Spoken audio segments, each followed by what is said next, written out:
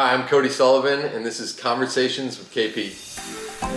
Beside me, I have the servant leader, Cody Sullivan.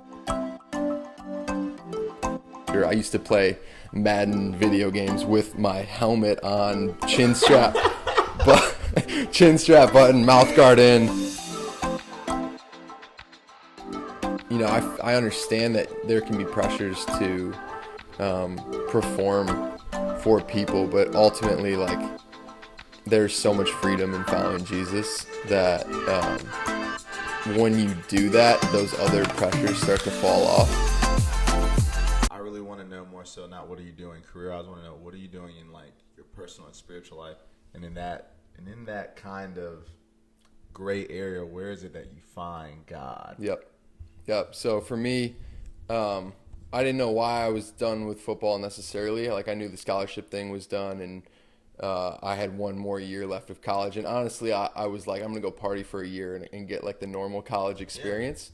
And it was around that time for the first time in my life, because I always thought I would go to the NFL. You know, growing up, like, what are you gonna do for work? Oh, I have no idea. I'm probably like, I didn't consider work. I didn't consider school really. Like, I got in business school because I knew that's where you could make good money or whatever.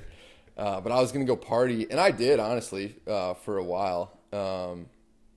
And it was during that time where I was like really trying to slow down and figure out what else life had to offer outside of football. And I had seen a lot of like career success and success in the world's eyes from people in my family, people in my community, coaches, all that kind of stuff.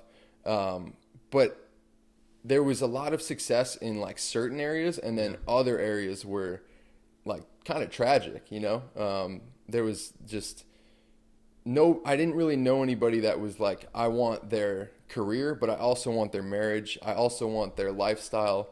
I also want their health. Yeah. I also want their relationship with their kids. I didn't really I didn't know if that was possible, but I was like, all right, I see a lot of people climbing to the top, either corporately or entrepreneurially or whatever it is, and a lot of times they just weren't as happy as you know you thought they would be because of where they were at.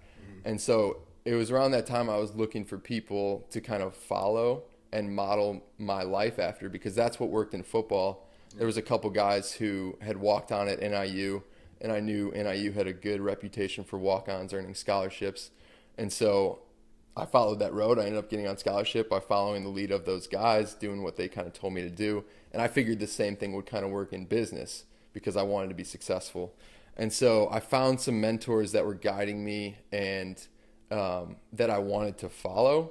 Not just because they were doing well financially, but because they kind of had that holistic success that I was talking about, that they were successful in all areas of their lives. And because of that, I started gravitating towards them more.